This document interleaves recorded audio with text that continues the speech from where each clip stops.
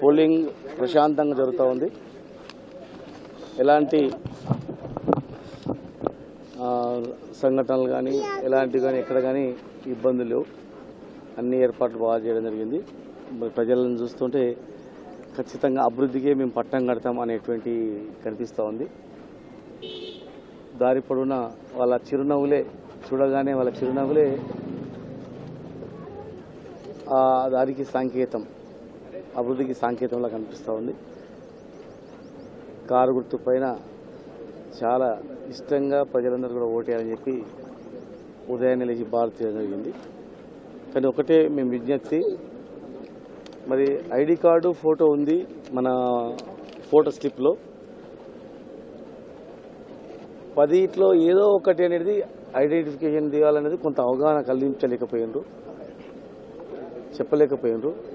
Polling ఆఫీసర్లు కూడా మేము అడిగాము, మరి మీరు అవగాహన కలిగించలేదు కదా, తెలియదంటే కొంతమంది సిబ్బంది మాకు కూడా తెలియదని అనడం జరిగింది. అంగన్వాడీ కార్యకర్తలు స్లిప్లు పంపారు. స్లిప్లు పంచేటప్పుడు కొంతమంది టీచర్స్ కానీ వాళ్ళు కానీ కంపల్సరీ ఈ స్లిప్తో పాటు మిగతా ఐడెంటిఫికేషన్లో 10 ఏదో ఒకటి కంపల్సరీ తే అని చెప్పింటే బాగుండేది. కానీ చాలా వరకు చెప్పలేదు. చదువుకున్న వాళ్ళకు నో ప్రాబ్లం, కానీ గ్రామీణ ప్రాంతాల్లో చదువుకున్నటువంటి వాళ్ళకు ఇది గవర్నమెంట్ ఇచ్చే స్లిప్పే కదా, ఈ స్లిప్తో మనం వేయచ్చు. ఎమ్మెల్యే ఎలక్షన్స్లో కూడా ఈ స్లిప్ తీసుకుపోయి మేము వేసినాం. అదేవిధంగా ఈ స్లిప్తోనే మనం ఓటు వేయచ్చు అనేటువంటి భావంతో చాలామంది ఉండరు. ఎలాంటి ఐడెంటిటీ ప్రూఫ్ లేకుండా ఈ ఫోటో ఉంది కదా, నేనే కదా ఈ ఫోటో అని చెప్పి కూడా మరి రావడం జరిగింది. మరి దాని మీద మేము సంబంధించిన అధికారులకు కూడా మేము తెలియజేయడం జరిగింది.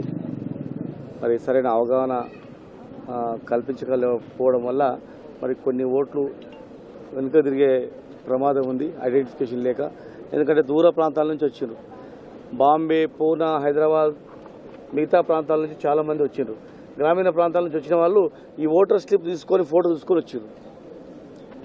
మరి ఇక్కడ వచ్చి చూసేవరకే ఎనీవన్ అని కానీ ఏదో ఒకటి ఐడెంటిఫికేషన్ కావాలి, ఆధార్ కార్డు కావాలి.